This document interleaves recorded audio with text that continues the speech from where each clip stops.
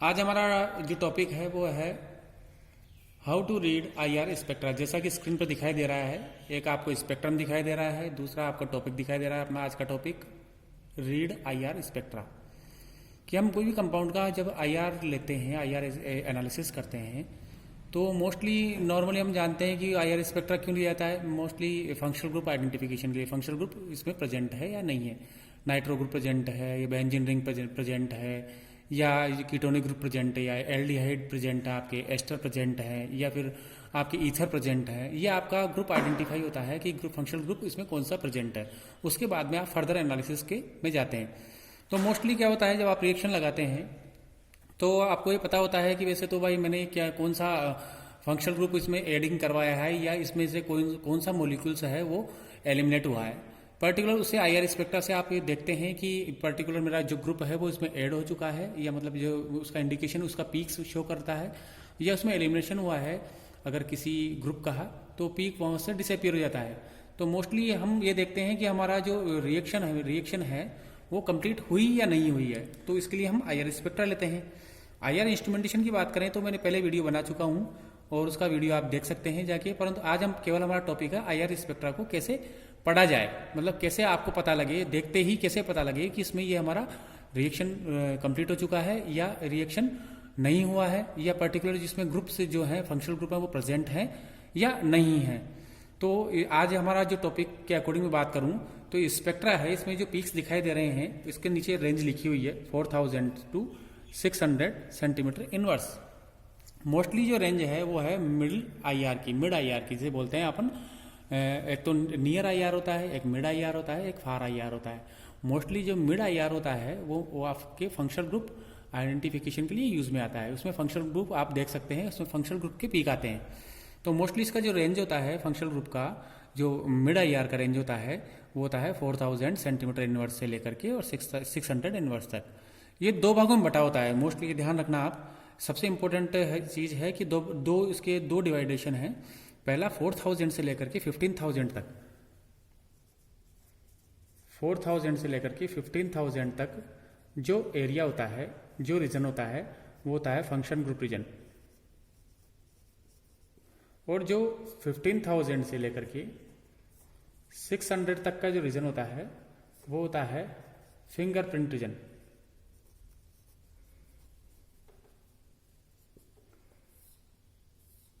अब fingerprint region और functional group reason की रेंज ये हो गई। एक तो 4000 से 1500 तक, 1500 से लेकर के 600 तक। अब मेनली आपको ये देखना होता है कि फंक्शनल ग्रुप में आप जो पीक्स आते हैं वो क्यों आते हैं, किस वजह से आते हैं, और जो फिंगरप्रिंट रीजन में जो पीक आएंगे वो किस रीजन से आएंगी। तो आज का हमारा जो वीडियो रहेगा वो युक्त आईआर का बेसिक रहेगा। दूसरा रहेगा कि कौन से ऐसे ग्रुप्स हैं जो फंक्शनल ग्रुप रीजन के अंदर किस फ्रिक्वेंसी पर अपना पीक शो करेंगी, और वही पीक फिंगरप्रिंट रीजन के अंदर किस फ्रिक्वेंसी पर अपने पीक शो करेंगी। उन पीक के आधार पर आप बता सकते हैं कि पर्टिकुलर इस कंपाउंड के अंदर nitro, alcohol, aldehyde, ester and other जो एमाइड्स एंड ईथर आदि ग्रुप्स प्रेजेंट हैं या नहीं है। वैसे फंक्शनल ग्रुप सबसे पहले आपको जो पीक देखनी होती है वो फंक्शनल ग्रुप रीजन की पीक देखनी होती है। उसके बाद में देखी जाती है आपकी फिंगरप्रिंट रीजन की पीक, क्योंकि फिंगरप्रिंट रीजन बहुत इंपॉर्टेंट रीजन होता है। क्योंकि फंक्शनल ग्रुप रीजन अंदर सपोज आपके एसीटोन और आप एल्डिहाइड में आप कैसे मतलब आप डिफरेंशिएट करोगे कि ये पर्टिकुलर कंपाउंड एसीटोन है या आपका एल्डिहाइड है। क्योंकि कीटोनिक का जो पीक होगा वो दोनों में आएगा। कीटोन का पीक आता है आपका 1750 के सेंटीमीटर इनवर्स पे, 1700 मतलब 1700 सेंटीमीटर इनवर्स पर आपका पीक शो करेगा कीटोन का। पर वही पीक आपके एल्डिहाइड में भी आएगा। अब पर्टिकुलर कंपाउंड आपका कीटोन है या एल्डिहाइड है ये आपको पता लगेगा फिंगरप्रिंट रीजन से। आपको फिंगरप्रिंट रीजन के अंदर पर्टिकुलर जो कंपाउंड होता है, पर्टिकुलर जो आपका जो फंक्शनल ग्रुप होता है वो उसका एक आइडेंटिकल पीक होता है जो कि आपको दिखाई देगा फिंगरप्रिंट रीजन में। तो सबसे पहले रीड करना होता है फंक्शनल ग्रुप रीजन, उसके बाद में रीड करना होता है आपका फिंगरप्रिंट रीजन। अब आप बात करें आप कि फिंगरप्रिंट रीजन और फंक्शनल ग्रुप रीजन में पीक क्यों आती है और कैसे, कौन सी पीक फिंगरप्रिंट रीजन में आएगी, कौन सी पीक आपकी फंक्शनल ग्रुप रीजन में आएगी और किस फ्रीक्वेंसी पर आपका एब्जॉर्प्शन शो करेगा, ये हम बात करने वाले हैं आगे। तो आपके सामने जो स्पेक्ट्रा दिखाई दे रहा है वो नॉर्मली स्पेक्ट्रा बनाया है मैंने, ये जैसे कि 4000 से लेकर के 600 तक मैंने फ्रीक्वेंसी लिखी है। इधर आपका लिखा है ट्रांसमिटेड मोड, इसको एब्जॉर्बेंस मोड में भी ले सकते हैं, परंतु मोस्टली रूप से जो IR स्पेक्ट्रा लिया जाता है वो आपका ट्रांसमिटेड मोड में ही लिया जाता है। तो 4000 पे मान लो ये सपोज ये पीक आई है, ये किसकी है, 1750 पर पीक की ये किसकी है, और 1500 से नीचे जो पीक आती है वो किस फंक्शनल ग्रुप को इंडिकेट करती है, ये हम बात करने वाले हैं। तो हम बात करने वाले हैं आज कि IR स्पेक्ट्रा को कैसे पढ़ें। तो सबसे पहले बेसिक का ध्यान रखें आप, बेसिक थियोरेटिकल रूप में ज़्यादा नहीं जाऊंगा, वैसे प्रैक्टिकली आपको रीड करना आना चाहिए। थियोरेटिकली काफ़ी ब्रॉड एरिया है वैसे तो, पर अब मोस्टली जो इंपॉर्टेंट थियोरेटिकली बात है उसकी बात करेंगे कि कोई भी मॉलिक्यूल्स होता है, जो सपोज मान लो A और B मॉलिक्यूल्स है, कोई A के साथ में कोई B मॉलिक्यूल जुड़ा हुआ है, तो नॉर्मली वो स्प्रिंग नुमा चलता, मतलब ऐसे एक बॉन्ड से जुड़ा होता है। तो नॉर्मली जब वो वाइब्रेट करता है, ऐसे एज ए डाइपोल मूवमेंट होता है, उसमें वाइब्रेशन होता है, तो उसमें दो प्रकार के वाइब्रेशंस होते हैं, स्ट्रेचिंग वाइब्रेशन और बेंडिंग वाइब्रेशन। स्ट्रेचिंग वाइब्रेशन में क्या होता है कि वो उसका बॉन्ड लेंथ होती है वो वेरिएबल होती है। स्ट्रेचिंग वाइब्रेशन जहाँ होगा वहाँ पर आपको फोर्स कांस्टेंट भी ज़्यादा होगा। फोर्स कांस्टेंट मीन होगा एज पर हुक्स ला अगर जाएँ हम, तो जो फ्रिक्वेंसी होती है डायरेक्टली प्रोपोर्शनल होती है फोर्स कांस्टेंट की, और फ्रिक्वेंसी होती है डायरेक्टली प्रोपोर्शनल होती है रिड्यूस मास की। अगर आप रिड्यूस मास बढ़ाएंगी तो फ्रीक्वेंसी डाउन हो जाएगी, और अगर आप फोर्स कांस्टेंट बढ़ाएंगी तो फ्रीक्वेंसी बढ़ जाएगी। तो मीन्स इसका क्या है, जितने भी स्ट्रेचिंग वाइब्रेशन है, स्ट्रेचिंग के अंदर अधिक एनर्जी की रिक्वायरमेंट होती है।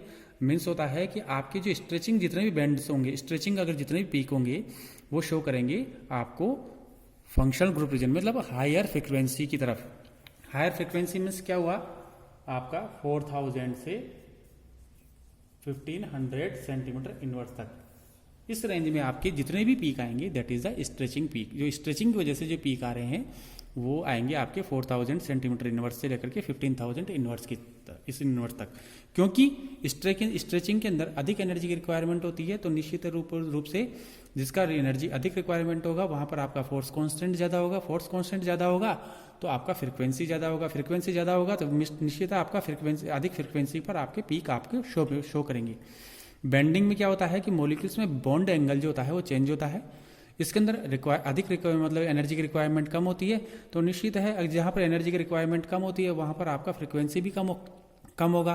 तो फ्रिक्वेंसी कम होगा तो निश्चित आपका जो पीक्स शो होंगे वो आपके लोअर रेंज में, लोअर फ्रिक्वेंसी रेंज में शो होंगे।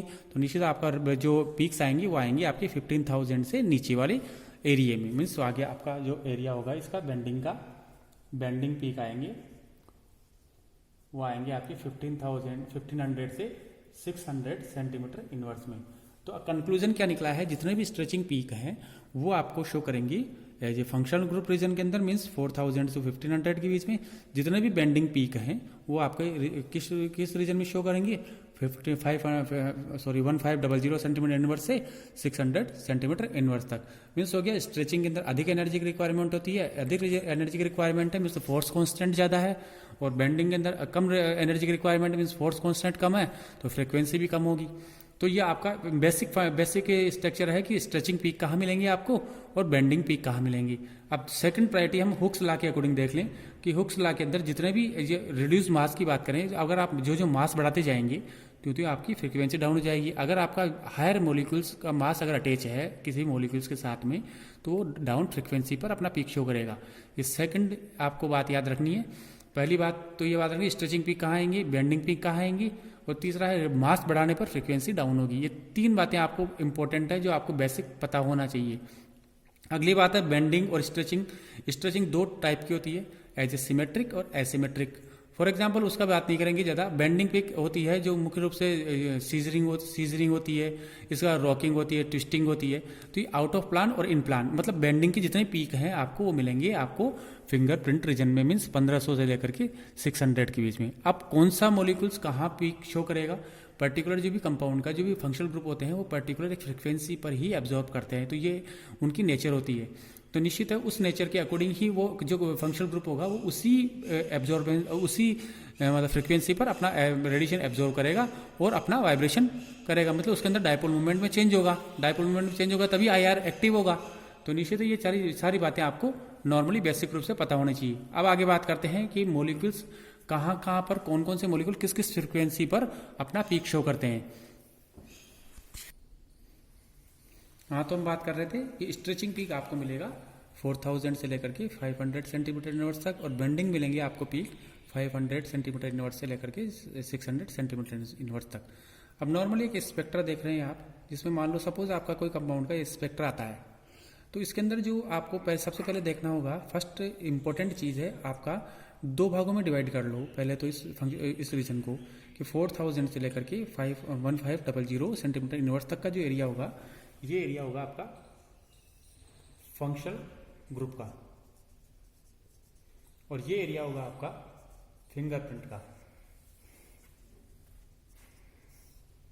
तो फंक्शनल ग्रुप के अंदर जो पीक आएंगी, ये जो पीक आपका फंक्शनल ग्रुप का है, ये पीक आपका फंक्शनल ग्रुप का है, और यहाँ के बाद में जो रीजन आएंगे वो आइडेंटिकल पीक होते हैं, जो कि पर्टिकुलर फंक्शनल ग्रुप का अकॉर्डिंग एक अपना सेपरेट पीक शो करता है। आपको सपोज अल्कोहल, कीटोन, ईथर है, अल्कोहल और कीटोन है, या साथ में कीटोन और एल्डिहाइड है, तो कीटोन एल्डिहाइड के अंदर आपको मैंने एग्जांपल बताया था कि कीटोन का पीक तो एक ही जगह आएगा फंक्शनल ग्रुप में, CO का पीक आएगा, वो आएगा 1750 के आसपास से, that is the functional group. But ये एल्डिहाइड है या कीटोन है, इसका आइडेंटिफिकेशन पीक होगा और आपको मिलेगा यहाँ पर, मतलब फिंगरप्रिंट रीजन में। तो आज हमारा वीडियो केवल इसी बात पर है, पार्ट फर्स्ट है IR स्पेक्ट्रा का रीड में। सबसे पहला इंपॉर्टेंट आपको ये करना है कि स्ट्रेचिंग पीक कहाँ आते हैं और बेंडिंग पीक कहाँ आते हैं। स्ट्रेचिंग पीक जो आते हैं इस रेंज में आते हैं, और फिंगरप्रिंट रीजन के अंदर बेंडिंग पीक आते हैं। रीजन क्या है, स्ट्रेचिंग पीक की फ्रिक्वेंसी ज़्यादा होती है, बेंडिंग पीक में फ्रिक्वेंसी कम होती है, क्योंकि स्ट्रेच में ज़्यादा एनर्जी की रिक्वायरमेंट होती है और बेंडिंग में कम एनर्जी की रिक्वायरमेंट होती है, क्योंकि इसमें बॉन्ड एंगल चेंज होता है। स्ट्रेचिंग पीक के अंदर बॉन्ड लेंथ चेंज होती है, जहाँ लेंथ चेंज होगी वहाँ एनर्जी रिक्वायरमेंट ज़्यादा होगी, एनर्जी रिक्वायरमेंट ज़्यादा होगी तो फ्रिक्वेंसी ज़्यादा होगी, फ्रिक्वेंसी ज़्यादा होगी तो पीक शो कहाँ करेगा, हायर फ्रिक्वेंसी पर। बेंडिंग पीक में क्या होता है कि बॉन्ड एंगल चेंज होगा, बॉन्ड सेकंड होगा, आउट ऑफ प्लान और इन प्लान मॉलिक्यूल्स जाएंगी, तो वहाँ पर एनर्जी का रिक्वायरमेंट कम होता है, तो फ्रिक्वेंसी की रिक्वायरमेंट कम है, फ्रिक्वेंसी की रिक्वायरमेंट कम है तो निश्चित है वो पीक एब्जॉर्व कहाँ होगा, लोअर फ्रिक्वेंसी पर। Lower frequency means fingerprint region के अंदर। तो सबसे इंपॉर्टेंट चीज़ें आपको ये आज बेसिक मैंने बताया। अब सेकंड वीडियो में alkene, alkane, alkyne, benzene, benzene में आर्थो, मेटा, पैरा, ये जो ग्रुप्स हैं, aldehyde, ketone, ether, ester, amides आदि का कहाँ ये एब्जॉर्ब्स होते हैं पीक, कैसे आपको याद करें, कैसे आपको पता लगे कि ये ईथर है, कैसे आपको पता लगे कि ये एस्टामाइड है, कैसे आपको पता लगे कि NH पीक है इसमें, कैसे आपको पता लगे कि CO पीक है, या कैसे आपको CH स्ट्रेचिंग का पता लगे, और कैसे आपको ये पता लगे कि इसमें C डबल बॉन्ड है या ट्रिपल बॉन्ड है। ये सारी चीज़ें हम आपको बताएंगे दूसरे तीसरे वीडियो में। आज वीडियो में इतना ही। अगर आपको अच्छा लगे वीडियो तो लाइक करें, शेयर करें। Thank you. ओके।